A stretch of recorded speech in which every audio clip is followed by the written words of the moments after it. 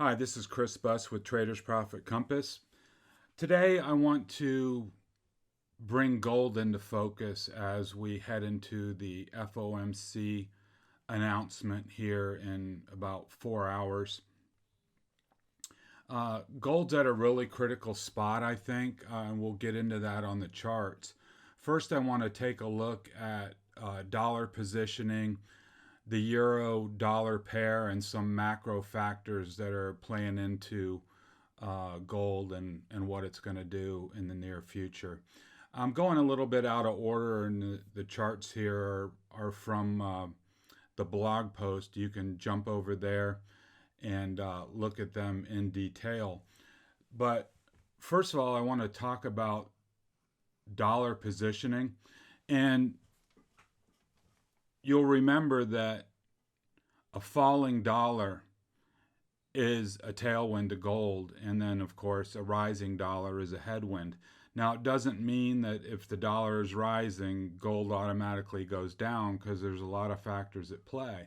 But I think it is an important factor, and one that needs to be taken into account when trying to position or trying to trade gold. So let's take a look at it. The USD positioning is basically at max short, as everybody has piled into this short dollar trade since March, and it's been working. But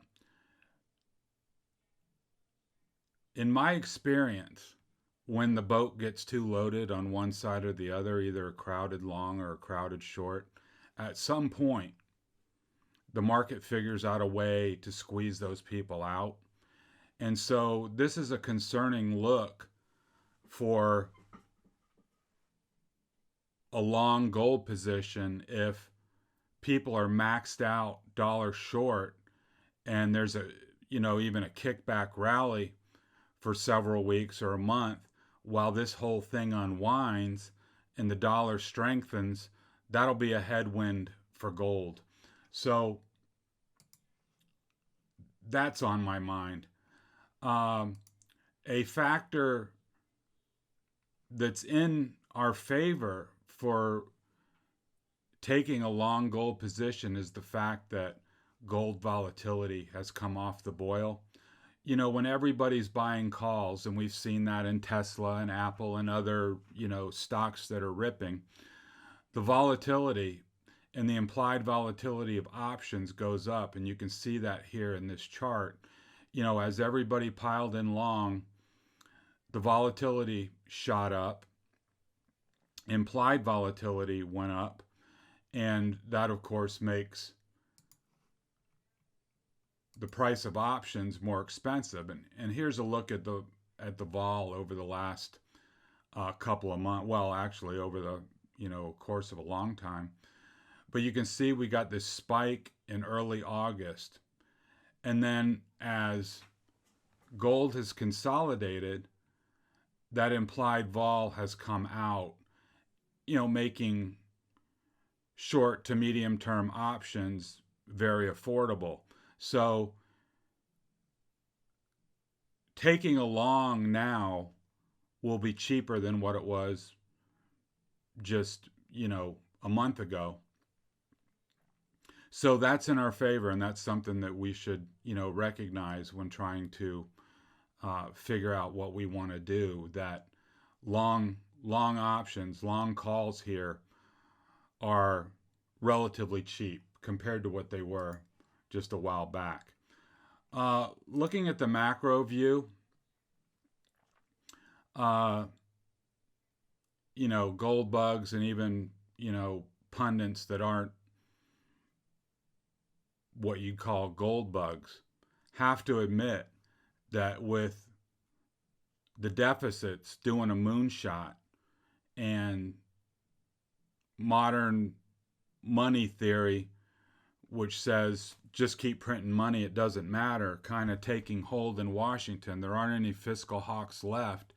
From a macro point of view, that should be a big tailwind for gold and possibly Bitcoin as well, as people look to protect from an runaway inflation, something like that, or decreased buying power of the currency. So from a macro view, a long-term view, this may be where all the stars align for the gold bugs and other people that are along gold, that gold breaks this 2,000 barrier and really takes off to 3,000, even 5,000, down the road.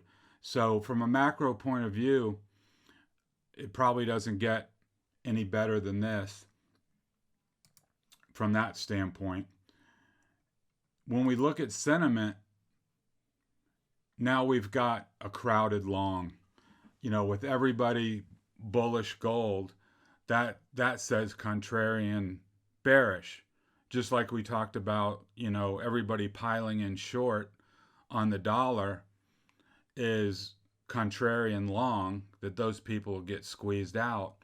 Having a really high sentiment in gold is contrarian bearish. If everybody's bullish gold, does the market figure out a way to knock some of that down, and with a pullback, something like that, to take some of the excessive bullishness out of the market? That remains to be seen. So there's cross currents, as there always are in any market. Sentiment is high, which is bearish. Max short dollar positioning is bearish. Macro says bullish long term, and at least now, getting long via calls is relatively cheap. But cheap is only good if it works. Cheap isn't any good if it goes down. Price of gold goes down. Having cheap calls isn't going to do you any good. So let's dive into the charts and see what we can find out looking at some of these other factors. So what I have here is a weekly chart of the euro US dollar pair. The US dollar, strength or weakness is against a basket of stocks. And about 63% of the dollar's value is tied to the euro. And then it goes, yen, British pound, and a few other insignificant currencies. But the vast majority is linked to the euro. And we can see here, this is a 20-year chart. You can see the major downtrend line. We're at it right now at, this 118, 119 area. Whereas if this broke out here, if the euro were to break out with the dollar falling and the euro strengthening, break out above 120, it could have some room to run on a major breakout from this 20-year consolidation triangle. Whereas if it gets rejected at this trend line and comes back, that would be the US dollar strengthening, as we've discussed. Let's zoom into the daily chart. So this trend line is the trend line from the weekly put on the daily. So this is major resistance. It's not just 2 points. This goes way back 15 years. And we can see here that this resistance is real. It's the euro US dollar pair has been consolidating in this flag below resistance. It's been probing, backing off, probing again, and really working between this 117.5 and 119 level, deciding if it wants to break out or not. Now, we know from our TA that when you've got this bull flag, if and when it breaks out, this would be a measured move from here where it starts. This is the flagpole. and here's the flag, if we take that measured move, you could easily have a euro up at 125 or higher, and that would be significant. That's a big move in a currency pair. And if that happens, that would be hugely bullish for gold, because it would mean the dollar is cratering, the euro is strengthening, and this pair is breaking out. So even if you don't trade currencies, and I'm not a big currency trader, you've got to keep your eyes peeled on this relationship and this level right here for a signal, a longer term signal on gold. So let's start diving into the charts on gold and then the gold miners. You can see here on the daily chart, let's start off with the indicators. RSI is holding 50 like a champ. And anytime RSI is above 50, it's operating in its bullish regime. So that's holding. Likewise, on the PPO, we can see during this price consolidation that momentum has come out, and now it's basing at the zero line. That's normally a very bullish setup, especially if momentum picks up, this bull cross executes, and then there's a ramp. We can see here in the triangle that gold is, trying to break out. It's peaking above this downtrend resistance, trying to get some traction. So it's at a critical spot. And, with the Fed in a few hours, I wouldn't be surprised if we got some kind of a whipsaw move, either down or up, just based on what he says. But be that as it may, taken on face value, this is a bullish setup.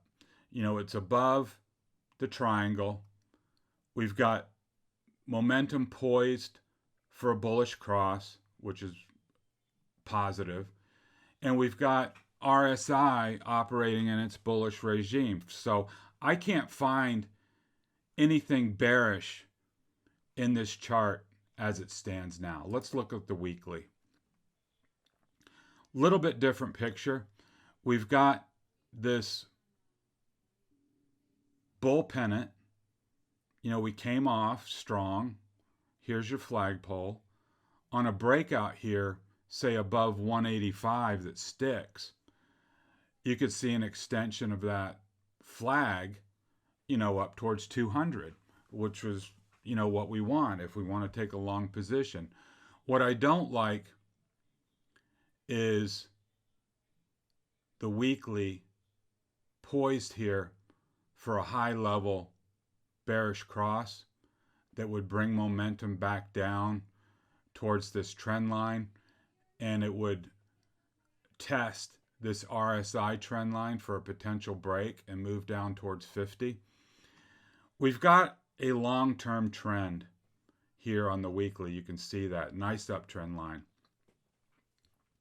And we've got price, relatively speaking, extended, just like it was down here, where it came back to trend, then it hugged that trend line for a number of months, grinding higher, and then we got this impulsive move lately over the summer.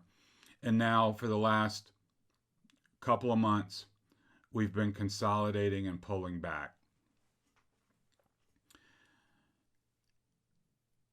With the dollar positioning being max short and bullish sentiment being max long, what if price broke lower, came down here towards 170, 172.5, 175? That would wash a lot of people out. And I'm wondering if that doesn't happen, pull back into trend, find key support here at 172, 170, right in that area. And that's where I would like to pull the trigger. I think from a technical analysis standpoint, that would be uh, elegant, if I can use that word. Getting overextended, pulling back to trend, regrouping, and then reaccelerating. I like that idea. It's not supported by the daily chart at this time. Of course, 2 red bars and it looks like you're a genius, but we don't know that yet, and we can make predictions about that. But the daily chart is bullish, and what I don't like is this look that it's rolling over, at least in terms of momentum, and being extended away from the trend line. I think we get a little reflex rally in the dollar that knocks gold down a little bit, and then reestablish some support here, and then head higher. Let's look at the miners. I mean, this is a bullish chart. We've had this consolidation. We've got a baby breakout. I wouldn't call that impulsive, but on momentum, we've come down to the zero line and we're starting to curl up. That's bullish. It's already put in a bull cross there. There's nothing not to like about that. We've got RSI, holding trend and above 50. There's nothing not to like about that either. Prices above all the moving averages, which is bullish. That's what you'd want to see. There's not a lot of overhead resistance per se. So the miners are saying get long now. Gold on the daily says get long now. I'm not willing to do that in front of the Fed. The Fed could be a catalyst, positive or negative, depending on what he says and how the market takes it. So this looks good for getting long now. And, if there's a big green bar this afternoon, then so be it. But I'm not gonna get long in front of the Fed. Let's look at some daily charts of some of the bigger players. I don't know if Goldfields is a bigger player, but is an interesting chart. It has consolidated here between $11.50 and $14 and staged a little breakout. So from a measured move standpoint, if you've got a trading range of $3 and it breaks out, that projects a move $3 higher. And on a $14.50 stock, that's a big move. That's 3 out of 14. That's a good move. So this chart says get long against 14.25 or 14, however much room you want to give it, and look for a move higher. Momentum looks good, bottoming out, rolling higher. That's what you want to see if you're long. So that's a nice chart. Barrick Gold.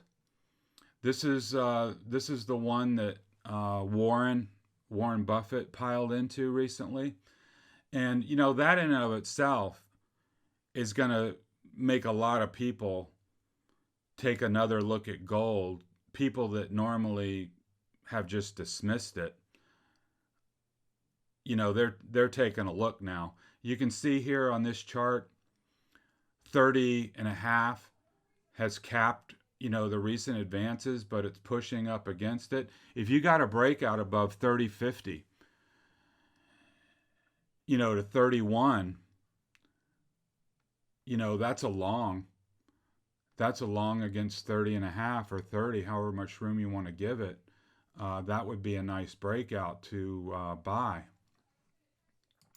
Kenross looks very similar to the gold miner ETF chart. Have a consolidation triangle. It's broken out and just kind of hovering here 925. Nice momentum profile, nice RSI profile. Looks bullish. Can't argue with that chart at all. So that looks good. And lastly, Newmont is one of the bigger players in the gold mining space. We can see RSI pinching within this triangle. If you got an RSI breakout here above downtrend resistance and you get a momentum pickup here, you can see momentum coming out a little bit on this whole thing, but momentum has bottomed and is curling up.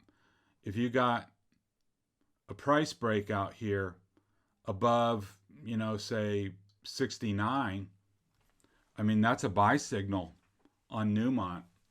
So just to wrap it up, I am bullish on gold long term. I'm watching this very closely. The crowd is short in the dollar, and the extreme sentiment in gold have me a little cautious. I'm going to wait and see how the FOMC plays out. If whatever he says, Powell, this afternoon,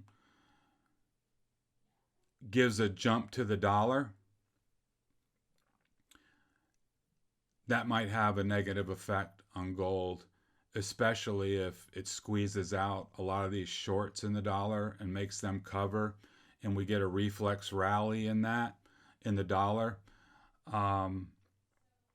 where the euro US dollar pair gets rejected from that 119 resistance area. Then you're going to see, I think, gold come off a little bit. And I'm just looking for a slight pullback, down into the low 170s, which is well within, reason. I'm not looking for it to crater. I'm looking for that 170 to hold. But if we can anchor, if we can anchor along down in the low to mid 170s, and implied vol would come off some more, make those long calls even cheaper, I think then we can look out in time, establish a long position, into January or even March of next year, camp out, and then wait, with a stop just below 170, something like that.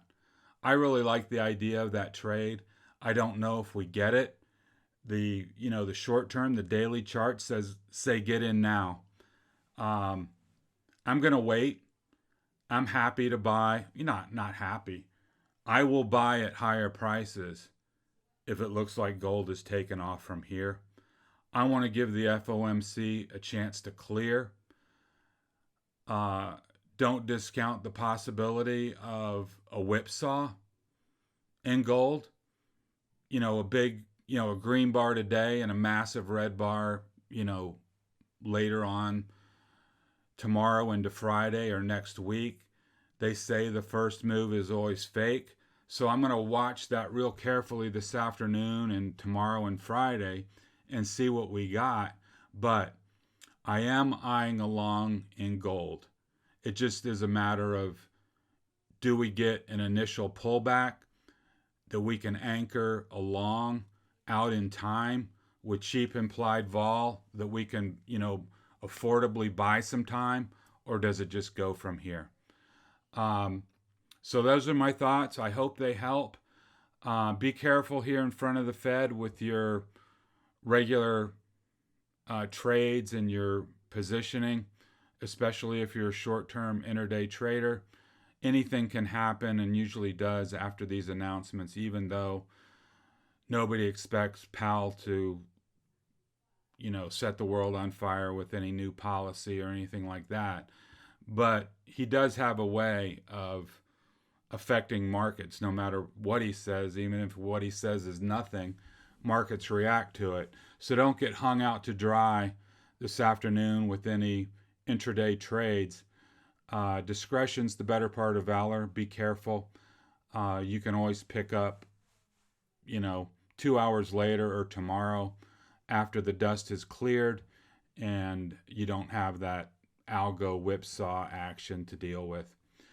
Okay, I hope you like the content. If you're new to the channel, please hit the like button and subscribe. I'd love to have you aboard for the ride. Also, check out the show notes where you can get links to the blog site and also register for my content where you can get all my information sent directly to your email box each and every day and during the day if I see anything in the markets. So this has been Chris Buss with Traders Profit Compass. Thanks for your time and talk to you next time.